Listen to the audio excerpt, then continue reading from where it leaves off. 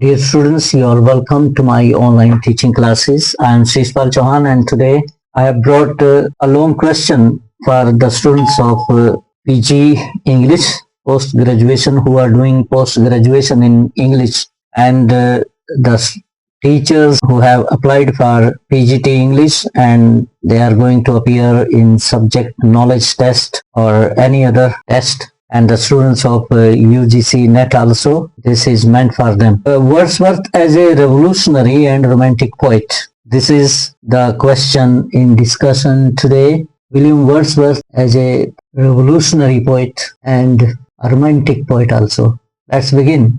The romantic movement of the earlier 19th century was a revolt against the classical tradition of the 18th century.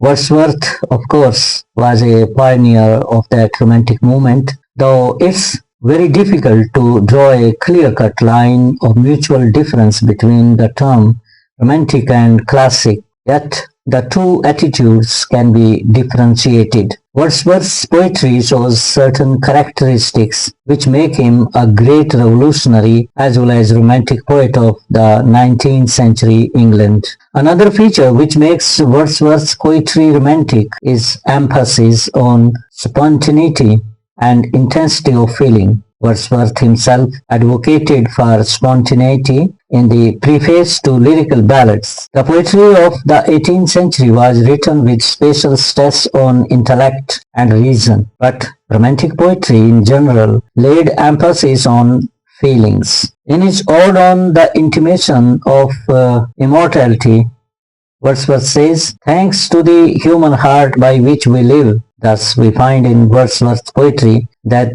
the emotion concerned with the theme is given much importance. The beauty of nature alone is not the subject of his poetry. Emphasis on imagination was also a distinct feature of the romantic poetry. It was the feature which made ordinary object in Wordsworth's poetry look strange and beautiful. In lines composed on Westminster's Bridge, there is a picture of quiet beauty at dawn. It's a very ordinary picture made unusual by the poet's visionary gleam. To Wordsworth, the earth and every common sight seemed apparelled in celestial light, the glory and freshness of a dream. This he says in his famous ode on the intimations of immortality. The 18th century poets had been the poets of city culture, but back to nature was the motto of the romantic poets. William Wordsworth was a high priest of nature,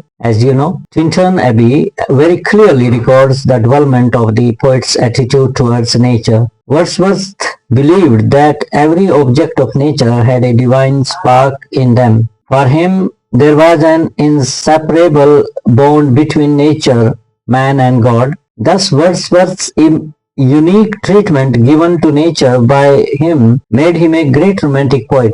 He also saw nature as a guide and teacher. The child living in the lap of nature, according to him, will grow in moral stature. That's why Lucy Gray grew to perfection as she was nurtured by nature. We also find pantheism and mysticism in nature poetry of romantic period. Wordsworth believed that a spiritual power runs through all natural objects. The rocks, brooks, mountains, winds, sky, and clouds are symbols and signs of eternity. When the poet becomes aware of this spirit, his flesh seems to melt and becomes a living soul. He becomes able to understand truth of things. Wordsworth's love for nature led him to feel love for the suffering humanity. He had deep interest in the common folk, the rustics and the peasants. Wordsworth's poetry is full of such characters, such as Michael, the Cumberland beggar, and the leech gatherer.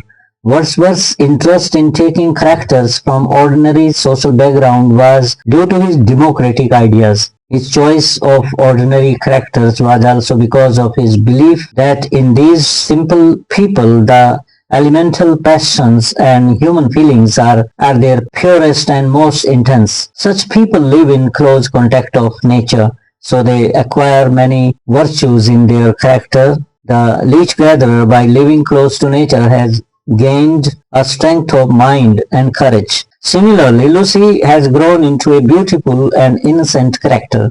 Wordsworth has glorified childhood, a period which he has lost when he wrote Ode on intimations of immortality. This is also a romantic tradition. A passion for the melancholy and solitude also marks the romantic poetry. There is brooding melancholy about the Ode on immortality. There is solitariness in the solitary reaper. The poet is also alone when he is watching the daffodils. The old leech gatherer reflects the sadness of the human condition. Thus, in Wordsworth's poetry, the still sad music of humanity is never far behind all the joy, widest communality spread. Subjectivity is another dominant feature of romantic poetry, and we find the feature in Wordsworth also. He has been called a supreme egoist in his poetry, the egotistical sublime. His poems speak of his personal experiences.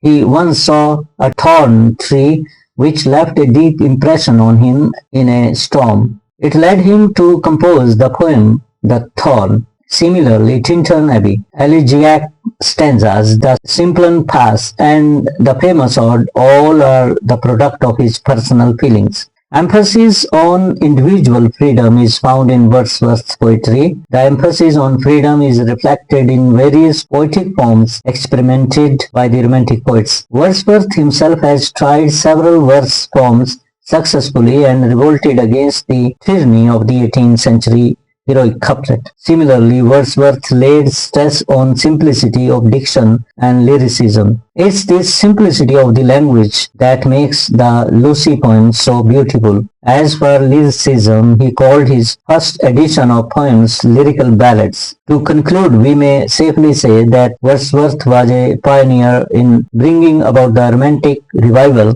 in English literature. He revolted against the poetic tradition which was dominant during the 18th century. He was truly a representative of the Romantic poetry which he wrote during a long career of his poetic life. Thank you very much.